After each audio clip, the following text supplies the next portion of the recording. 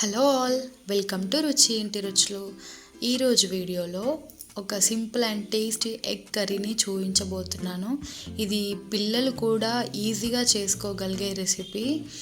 మనకి సిక్ అయినప్పుడు కానీ, నోరు టేస్ట్ రానప్పుడు కానీ ఏమీ తినాలనిపించదు కదా, అప్పుడు అలాంటి టైంలో ఒకసారి ఇది ట్రై చేసి చూడండి. డెఫినెట్గా నచ్చుతుంది మీకు. మీ ఫేవరెట్ డిష్లో ఇది ఒకటి ఖచ్చితంగా ఉంటుంది. అంత బాగుంటుంది కర్రీ.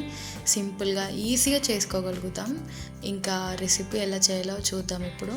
ఫస్ట్ స్టెప్ ఏంటి అంటే ఎగ్స్ని బాయిల్ చేసి పక్కన పెట్టుకోవాలి. నేను ఇక్కడ 6 ఎగ్స్ తీసుకున్నాను. దీంట్లోకి వాటర్, సాల్ట్ని యాడ్ చేసి 15 నిమిషాల వరకు మీడియం ఫ్లేమ్లో ఉడికించుకొని పక్కన పెట్టుకోవాలి.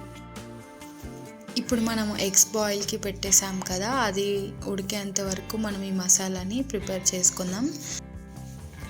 దీనికోసం ఇక్కడ ఒక ఫ్రై ప్యాన్ తీసుకొని మనం ఎందులో అయితే కర్రీ చేయాలనుకుంటున్నామో అదే ప్యాన్ తీసుకోండి. దాంట్లోనే ఒక అనాస పువ్వు, 2 ఇంచుల వరకు దాల్చిన చెక్క, 5-6 లవంగాలు, 3 ఇలాచీలు, 2 టేబుల్ స్పూన్ల వరకు ధనియాలు, వీటన్నిటిని కూడా డ్రై రోస్ట్ చేయాలి. అవి మొత్తానికి డ్రై రోస్ట్ అయ్యాయి అనుకున్నప్పుడు మాత్రమే కొబ్బరి పొడిని యాడ్ చేసుకోండి. ముందుగానే కొబ్బరి పొడిని యాడ్ చేస్తే అది తొందరగా మాడిపోయే అవకాశాలు ఎక్కువ ఉంటాయి. అందుకే లాస్ట్లో మనం దించేస్తాం అనే టైంలో మాత్రం ఈ కొబ్బరి పొడిని యాడ్ చేసుకొని లైట్గా రోస్ట్ చేసుకోండి. ఇప్పుడు ఈ రోస్ట్ చేసుకున్న ఇంగ్రీడియంట్స్ అన్నీ కూడా గ్రైండ్ చేసుకోవాలి. ఇదిగో ఇక్కడ చూడండి, ఇలా ఈ కన్సిస్టెన్సీలో రావాలి. మరీ సన్నగా కాకుండా, మరి కోర్స్గా కాకుండా మామూలుగా గ్రైండ్ చేసుకొని ఒక గిన్నెలోకి తీసి పక్కన పెట్టుకోండి. ఇప్పుడు అదే ఫ్రై ప్యాన్లో ఈ కర్రీ కోసం మాత్రం ఆయిల్ ఎక్కువనే పడుతుంది. నేను ఇక్కడ అప్రాక్సిమేట్లీ 6-7 టేబుల్ స్పూన్ల వరకు ఆయిల్ని యాడ్ చేశాను.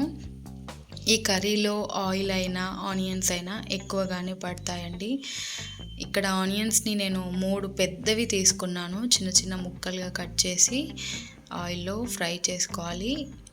ఇక్కడ అన్ని కర్రీస్ లాగా ఆనియన్స్ మొత్తానికే బ్రౌనిష్గా అయ్యేంత వరకు ఉడికించకూడదు. పింక్ కలర్ అంటే నార్మల్గా కొంచెం మెత్తబడుతుంది ఆనియన్ అనేంత వరకు మాత్రమే ఇక్కడ ఫ్రై చేసుకోవాలి. ఇక్కడ చూడొచ్చు మీరు ఎలా అయిందో. ఇలా అయిన ఆనియన్స్లోకి 1 టేబుల్ స్పూన్ వరకు అల్లం వెల్లుల్లి పేస్ట్ వేసి పచ్చివాసన పోయేంత వరకు ఉడికించుకోవాలి.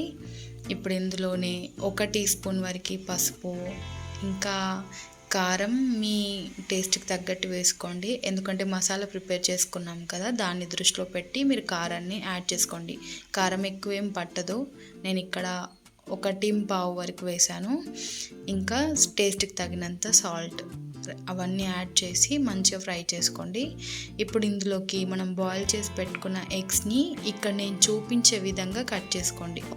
ఒక ఎగ్లో 4 పార్ట్స్ అయ్యేలా కట్ చేసుకోండి. ఇలా కట్ చేసుకున్న ఎగ్స్ అన్నీ కూడా విరిగిపోకుండా మెల్లిమెల్లిగా కలుపుకోవాలి.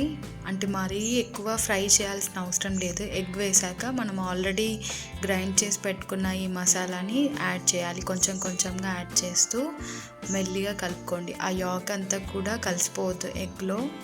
మెల్లిగా ఎంత వీలైతే అంత మెల్లిగా కలుపుకోండి.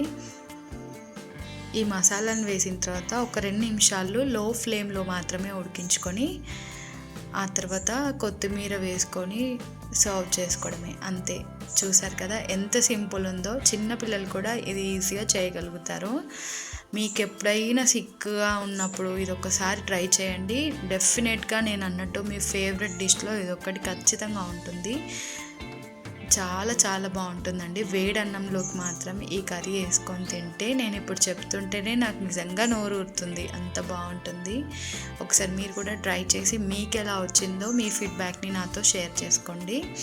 మీకు ఈ రెసిపీ నచ్చినట్టయితే please like, share, comment and subscribe to my రుచి ఇంటి రుచులు.